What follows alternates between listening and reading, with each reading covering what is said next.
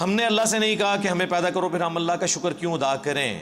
بالکل یہی سوال میں نے غامدی صاحب سے بھی کیا تھا, انہوں نے اس کا جواب دیا, اور پھر اس میں نے کچھ ویلیو ایڈیشن بھی کی تھی. میری یوٹیوب کے پر آپ ویڈیو دیکھ لیں, اللہ نے مجھے میری مرضی کے بغیر کیوں پیدا کیا. اس ٹائٹل سے بھی ہے اور اس ٹائٹل سے بھی ہے, غامدی صاحب سے اللہ کے متعلق ایک مشکل سوال. تو اس کا لاجیکل آنسر دیتے ہیں ہم. قرآن اس کا جو آنسر دیتا ہے وہ تو دو ٹوک ہے, لا یسأل عما یفعل وہم یسألون. اللہ کو کوئی پوچھ نہیں سکتا کہ اللہ نے یہ کام کیوں کیا, وہ ہر ایک کو پوچھ سکتے ہیں کیونکہ وہ کریٹر ہے. اللہ نے تو اس سوال کو بین کیا ہے. اس کا جواب یہی ہے کہ جو اللہ کی مرضی. اچھا اب آ جائیں لاجیکلی, چونکہ پورے قرآن کا ایک مقدمہ ہے نا, اللہ کا شکر میں کیوں ادا کروں. اس لیے میرے بھائی, آج بھی اگر آپ کو کوئی یہ آفر کرے, پہلے تو چھوڑ دیں کہ تم اپنی 50-60 سال کی زندگی میں بس یہ ایک موٹی موٹی چیزوں کا خیال رکھ لو, روزانہ 5 وقت کی نماز ہے, رزق حلال اور حرام میں فرق کرنا ہے, شریعت کی چند ایک پابندیاں ہیں, سیکس ڈسپلن ہے جس میں ہمارا ہی فائدہ ہے کہ ہم کوڑ کوڑ کے زندگی نہ گزاریں, ایک ہارمونی کے ساتھ زندگی گزاریں. تو پھر ہمیشہ کی زندگی تمہیں دوں گا جس میں تمہیں موت نہیں آئے گی, کوئی پریشانی نہیں آئے گی, کوئی بڑھاپا نہیں آئے گا, اور تمہاری مرضی کی زندگی ہوگی. یا تو تم 5 مرلے کے پلاٹ کی خاطر ذلیل ہوتے ہو, اور وہاں پہ سب سے آخر میں جو دوزخ سے نکال کے جنت میں جانے والا جنتی ہے, بخاری مسلم میں آیا, اسے بھی اس پلانٹ ارتھ سے 10 گنا بڑی جنت دی جائے گی.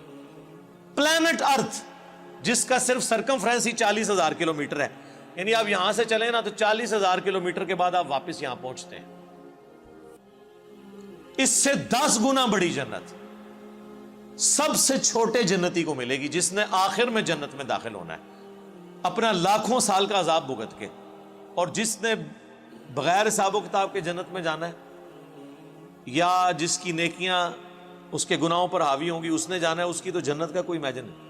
تو میرا خیال ہے دنیا میں کوئی انسان نہیں جو یہ آفر قبول نہ کرے, کیونکہ انسان کی دل میں جو اللہ نے شہوات کی اٹریکشن اور محبت رکھ دی ہے, وہ اس کی متقاضی ہے کہ وہ اپنی اس ٹیسٹ کو ختم نہیں کرنا چاہتا. کس کی خواہش ہے کہ وہ اچھا کھانا نہ کھائے اور ہمیشہ کھاتا رہے مرتے دم تک؟ دنیا میں تو پاسبل نہیں ہے. کھانا پینا چھوٹ جاتا ہے, بیماریاں ہو جائیں تو خریدنے کی قوت کے باوجود آپ کھا پی نہیں سکتے. دنیا میں ارب پتی لوگ ہیں جو نمک مرچ والا کھانا بھی نہیں کھا سکتے, معدہ اجازت نہیں دیتا. اللہ نے سب کو بیلنس رکھا ہوا ہے, کسی کو ایک معاملے میں اوپر کیا تو دوسری طرف سے اس کی آواز نکال دی ہے.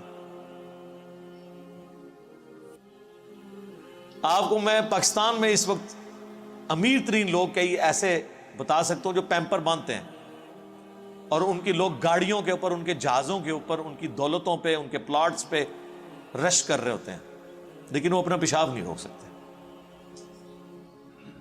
تو انسان کی کیا اوقات ہے؟ لیکن آخرت میں کچھ نہیں ہے, آخرت میں پیشاب ہے ہی نہیں. صحیح مسلم کا آپ جنت والا چیپٹر پڑھ لیں, اور مشکات شریف میں آپ کو 30 جلد میں جنت سے متعلق ساری احادیث بخاری, مسلم, ابو داؤد, ترمذی, نسائی, ابن ماجہ, باقی کتابوں سے ملیں گی کہ جنت میں خوشبودار ڈکار آئے گی اور کھانا ہضم. پیشاب کرنے کی جو تکلیف ہے نا, یہ بھی نہیں انسان کو اٹھانی پڑے گی, کیونکہ جنت میں تکلیفیں آئی نہیں ہیں. اور جنت میں آپ کا پیٹ کا بھرنا نہ بھرنا یہ آپ کی مرضی سے ہے. آپ لذت کے لیے کھائیں گے. دنیا میں تو آپ لذت والی چیز تھوڑی دیر کھائیں تو پھر پیٹ جواب دے جاتا ہے. نہیں, جنت کی کسی نعمت کو فنا نہیں ہے. آم توڑ کے کھائیں گے پھر آم دوبارہ اگ جائے گا اسی وقت ہی, کسی چیز نے ختم نہیں ہونا.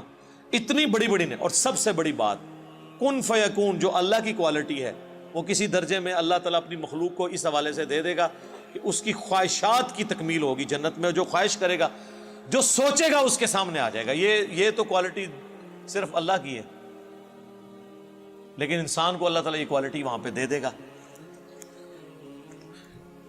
تو یہ کتنا سستا سودا ہے, چند سالوں کی زندگی دے کے ہمیشہ کی زندگی حاصل کر لینا. نہ ختم ہونے والی. تو اب مجھے بتائیں اس اللہ کا شکر ادا کرنے کا دل نہیں کرتا کہ جو اکیلا تھا, کسی کو نہ بھی پیدا کرتا, اسے کوئی پوچھ نہیں سکتا تھا, اس کا پہلا احسان کہ اس نے پیدا کیا, اس کے بعد ایک آفر رکھی, اتنی زبردست قسم کی آفر. ہونا تو چاہیے تھا 1 ارب سال کی زندگی کے لیے 1 کروڑ سال تو یہاں مشقت کروائی جاتی دنیا میں, لیکن اس نے چند سال کی مشقت مانگی, اور وہ بھی مشقت نہیں ہے, نارمل لائف ہے, بس صرف لائف کا ڈسپلن ہے, اور ہمیشہ کی زندگی دے دی. تو جو اللہ اکیلا ہونے کے باوجود اپنے ساتھ اتنے لوگوں کو آفر دے کہ آؤ میں تمہیں وہ کوالٹیز دوں گا جو میری کوالٹیز ہیں. موت کسے نہیں آتی؟ اللہ کو.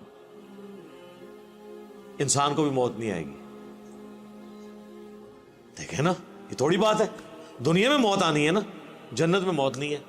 صحیح بخاری میں حدیث ہے کہ موت کو مینڈے کی شکل میں لا کے جہنم اور جنت کے درمیان ذبح کر دیا جائے گا, اور ندا کی جائے گی جنتیوں مبارک ہو, آج کے بعد تمہیں کبھی موت نہیں آئے گی, بے فکر ہو کے زندگی گزارو.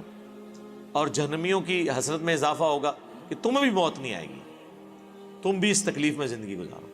اللہم لا تجعلنا منہم, اللہم اجرنا من النار, ربنا اصرف عنا عذاب جہنم ان عذابها کان غراما. آمین.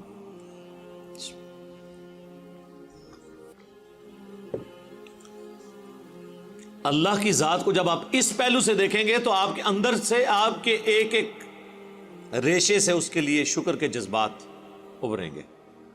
ہم تو اپنے ساتھ اپنی اس دولت میں جو اللہ نے ہمیں دیا کسی کو شریک کرنے کے لیے تیار نہیں ہے, اور اللہ تعالیٰ اپنی خدائی صفات کے اندر آپ کو آپشن دے رہا ہے کہ آپ کو بھی موت نہیں آئے گی, آپ کو بھی ہر وہ چیز ملے گی جس کی آپ خواہش کریں گے, جو آپ خواہش کریں گے وہ آپ کو ملے گا. اور اللہ تعالیٰ کسی نعمت سے لطف اندوز خود کوئی نہیں ہو رہا. اللہ کھاتا ہے کیا؟ اللہ کی کوئی بیوی ہے؟ اللہ کے کوئی بچے ہیں؟ یہ وہ ساری چیزیں جو ہمارے لیے اٹریکشن کا باعث ہیں, اللہ کے لیے ان میں سے کوئی بھی چیز اٹریکشن کا باعث نہیں ہے سوائے ایک چیز کے, اور وہ چیز یہ ہے, حالانکہ اس معاملے میں بھی وہ غنی ہے, لیکن یہ اس کی خواہش ہے کہ بندے, انسان, مخلوقات, جن, فرشتے اس کا شکر کریں, اس کی عبادت کریں, ٹوٹل اوبیڈینس کریں. وما خلقت الجن والانس الا لیعبدون. ہم نے جن اور انسانوں کو فقط اس لیے پیدا کیا کہ وہ ہماری عبادت کریں, ہمیں مانے نہیں, صرف عبادت کریں, اور عبادت کہتے ہیں ٹوٹل اوبیڈینس کو. تو اس لیے شکر ادا کریں جی.